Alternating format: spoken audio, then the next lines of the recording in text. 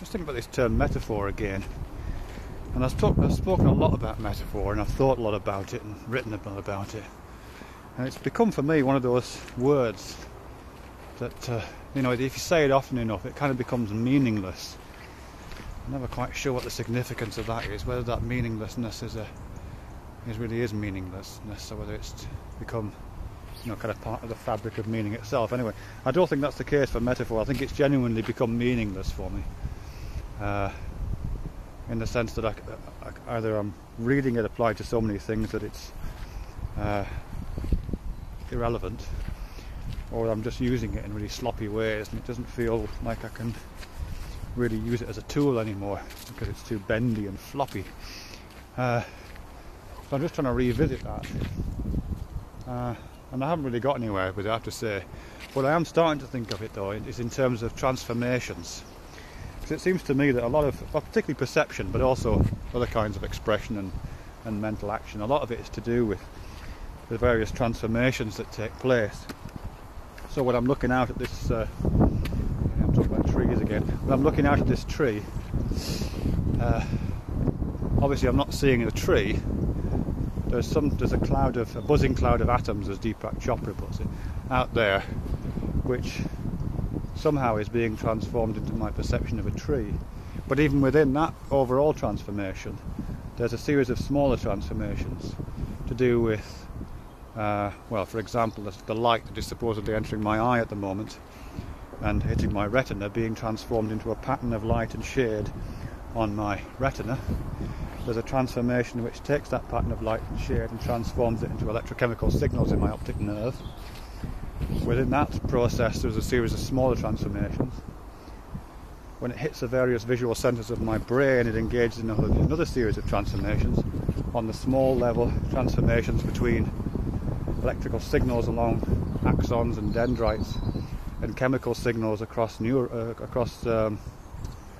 are they called? Well, those connections between neurons, I can't remember what they're called right now.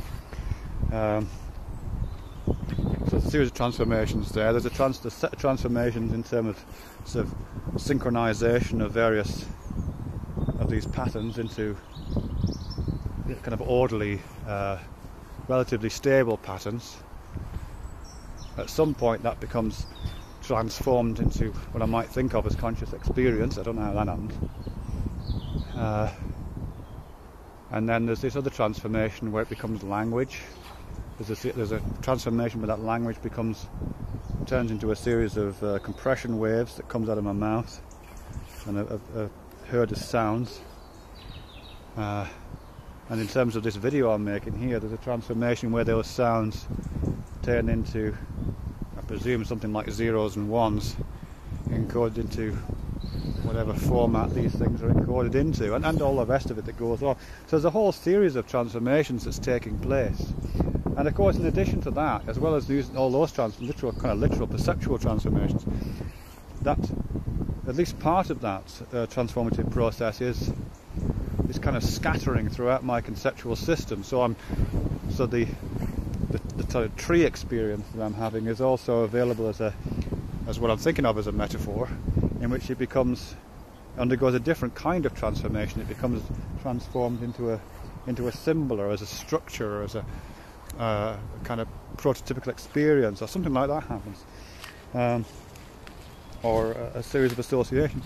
So again, there's another transformation. So I suppose what I'm saying there is that certainly metaphor. Phoebe, come on, pup, come on.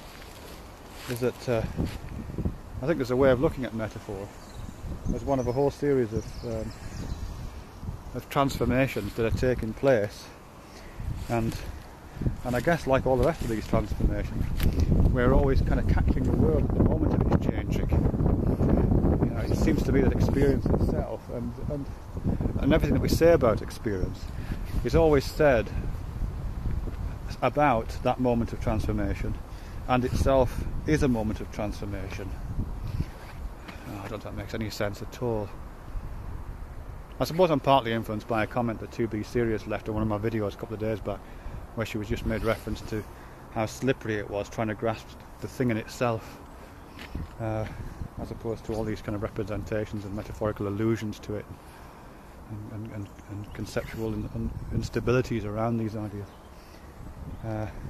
And my take on it is, yeah, it is really hard to grasp the thing in itself, because we never do. We're always, as I say, catching it at the moment of its changing. Yeah, I'm not sure if that makes any sense at all, actually. I think I've, yeah, well, anyway, that's it.